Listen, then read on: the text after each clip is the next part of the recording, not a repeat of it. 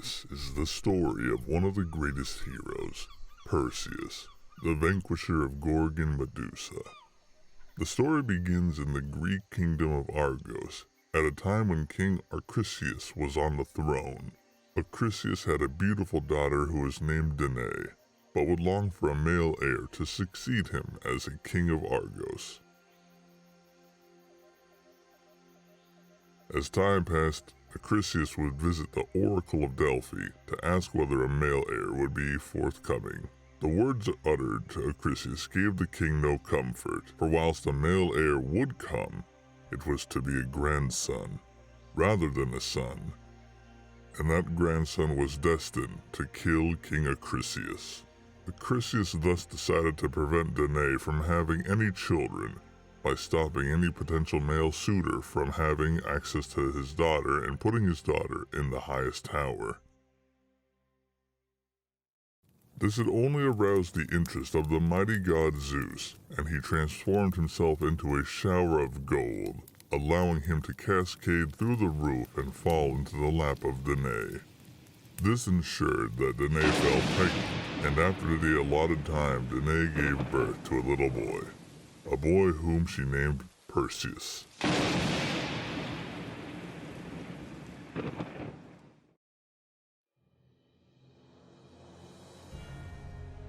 Perseus, of course, could not fail to notice that Danae had given birth to a grandson for the king, and Perseus had also recognized that only a god could have made his daughter pregnant.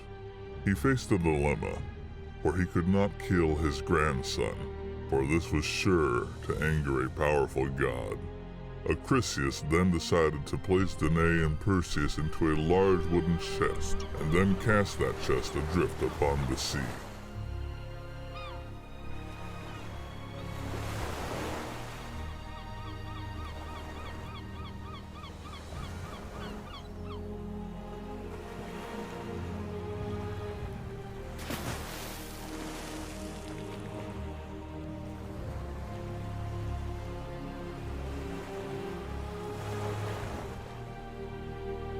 The chest, of course, did not flounder, for Zeus ensured that the chest safely came to rest upon one of the beaches of the islands of Sephiros.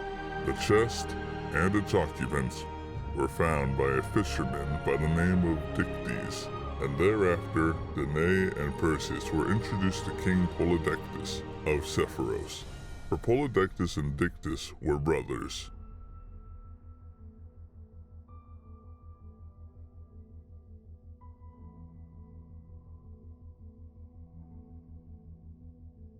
As the years passed, the beauty of Danae did not diminish, and Polydectes sought to make Danae his new queen. Danae, though, was not in love with Polydectes, and the king found that he could not force himself upon Danae, for Perseus was now strong enough to protect his mother.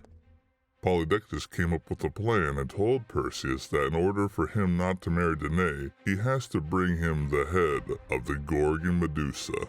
Polydectes had every reason to believe that the quest was impossible and deadly, for Medusa was a gorgon, a monster with snakes for hair and a gaze that could make any living thing turn to stone.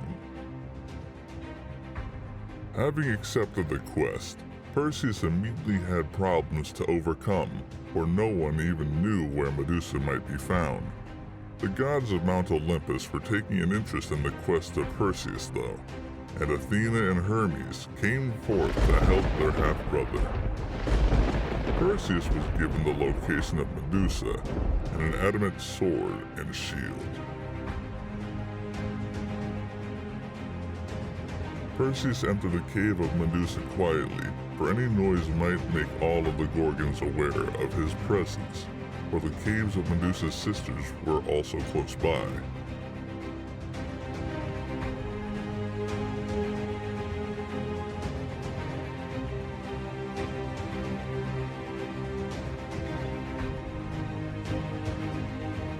Perseus approached Medusa, who was asleep, making use of Athena's reflective shield to go towards the Gorgon, without being in danger of the stony gaze.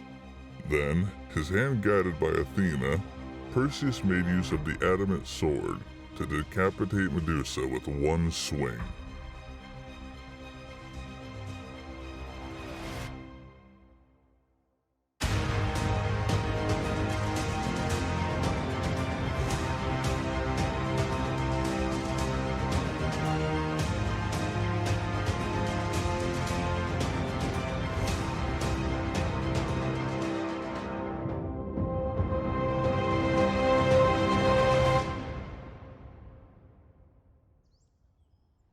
Perseus now faced a long journey home, thinking that his adventure is over, but little did he know that it has only began.